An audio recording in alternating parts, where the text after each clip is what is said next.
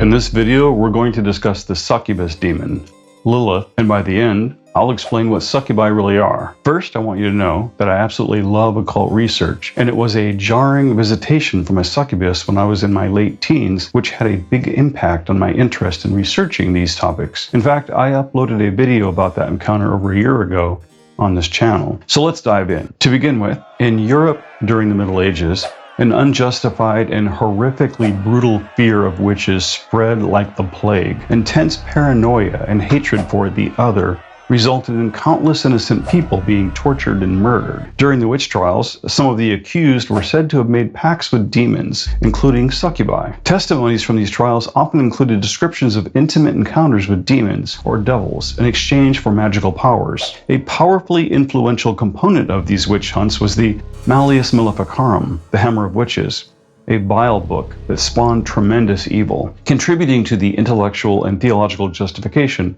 for those atrocities. Within the foul pages of the Malleus Maleficarum, we find the description of a very powerful supernatural entity called Lilith. Though she is not a central focus of the book, her reputation as a supernatural temptress appears in relation to demonic activity and witchcraft. Additionally, succubi and incubi are discussed in the Hammer of Witches as demons that are believed to engage in forced, non-consensual sexual relations with mortals. The Malleus Maleficarum provides detailed descriptions of how those demons were thought to appear and the methods they used to seduce and deceive their victim. It is believed the Malleus Maleficarum was one of the earliest and most prominent sources to explicitly connect Lilith to succubi. While the exact origins of that association may be difficult to pinpoint, the Malleus Maleficarum played a significant role in popularizing and spreading that relation during the late medieval period. In Part 2, Question 3 of the Malleus Maleficarum, there is a detailed discussion about these fiends. The chapter is titled The Manner of Copulating with Incubi and Succubi, and it explains the belief that witches and sorcerers could engage in intimate relations with demons, particularly succubi and incubi. The authors claimed that these demonic unions could result in actual physical offspring known as cambions. Furthermore, it delves into the alleged methods by which these demonic unions were said to occur, the consequences of such unions, and the methods of dealing with individuals accused of engaging in those practices. So what is a succubus? Succuba is a noun in Latin meaning prostitute or paramour. It is related to the verb succubere, which means to lie beneath or to lie under. In its original Latin usage, succuba refers to a woman who was considered immoral or promiscuous. The term succubus was later adopted into medieval European demonology to describe a type of female demon or supernatural entity that was believed to seduce men, particularly in their dreams, and engage in intimate physical activities with them.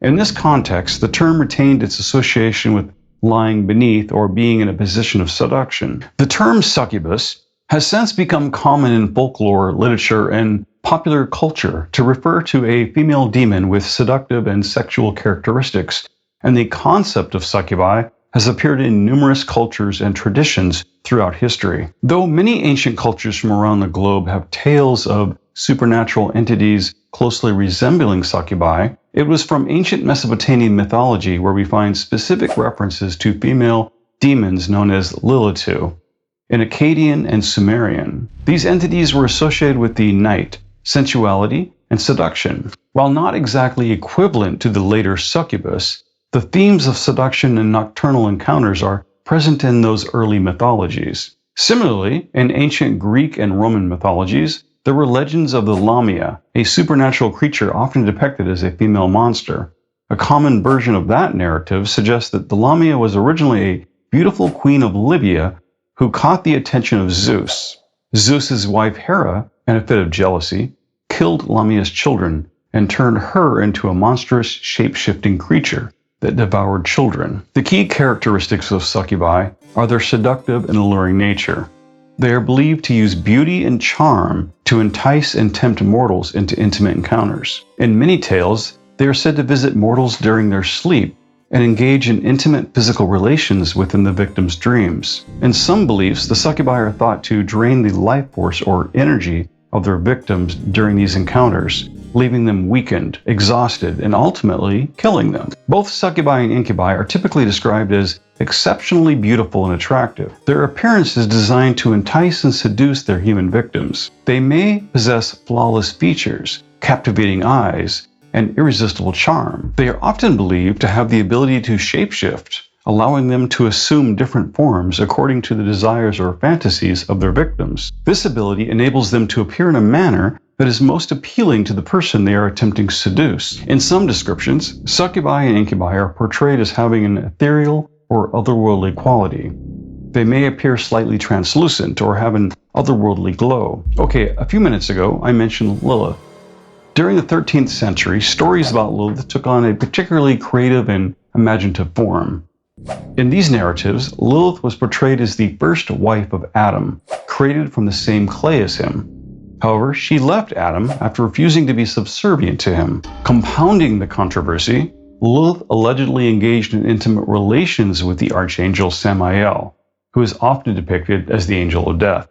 In these interpretations, Lilith and Samael were a malevolent couple, embodying chaos, rebellion, and darkness. In some versions of Jewish folklore from this period, it was even suggested that succubi were the offspring of Lilith and Samael's union. These succubi were thought to perpetuate Lilith's legacy of seduction and malevolent influence, especially in relation to human men. The succubi were not the only offspring from the two, though. In some versions, she is known as the mother of monsters, and a captivating and haunting tale unfolds narrating the tragic loss of her demonic offspring. According to these accounts, Lilith and Samael, or perhaps a different dark entity, produced thousands of demonic progeny.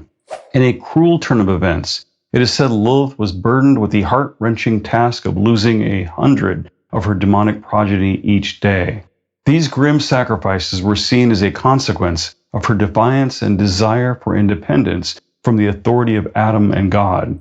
The relentless agony of losing her children day by day, 100-fold, was believed to have further entrenched Lilith's association with darkness and malevolence. Some interpretations posit that her grief and anger transformed her into a vengeful entity, driven by a thirst for retribution against human children.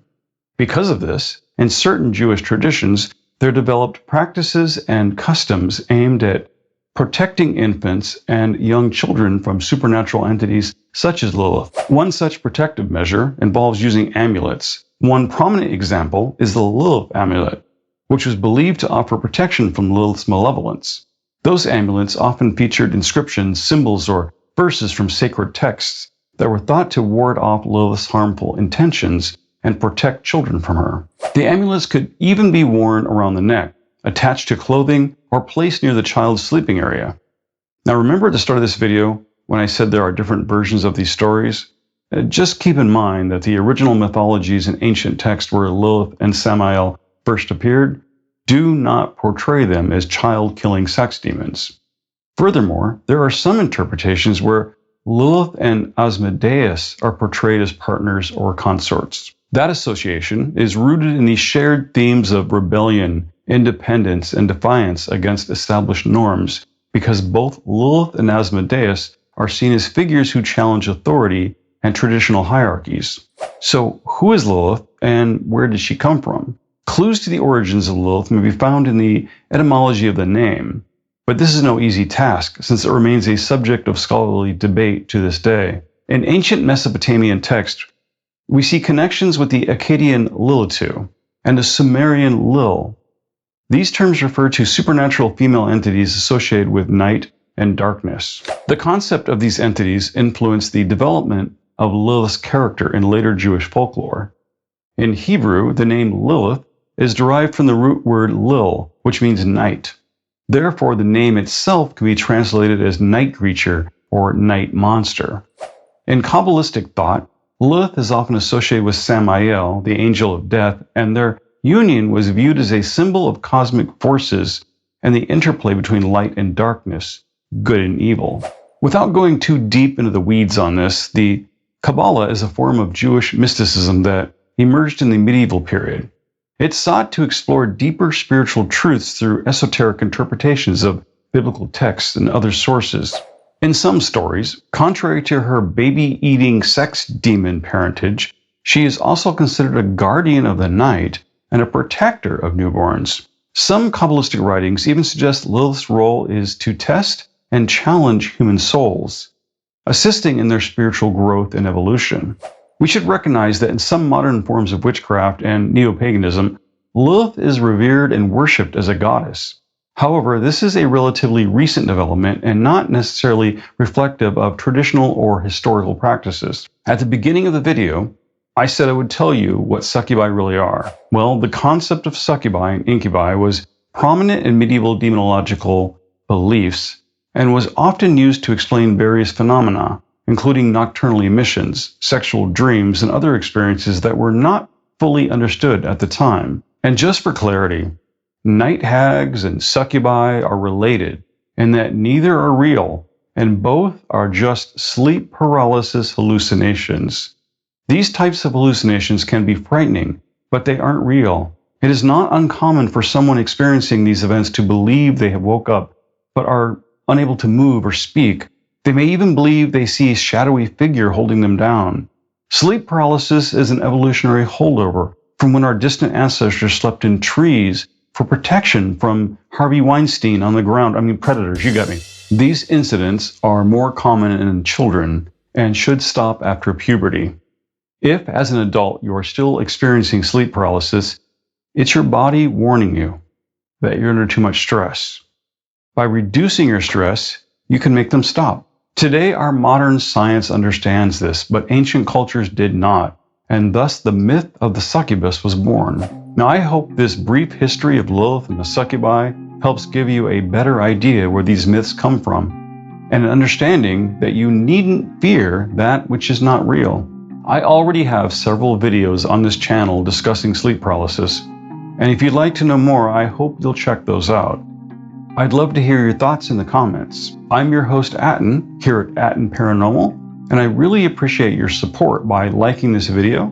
And if this is your first time here, please subscribe and turn on notifications so you don't miss any of my future uploads. I cover paranormal and occult research, true crime, and mental health, because in one way or another, those topics are typically connected. Thank you so much for watching.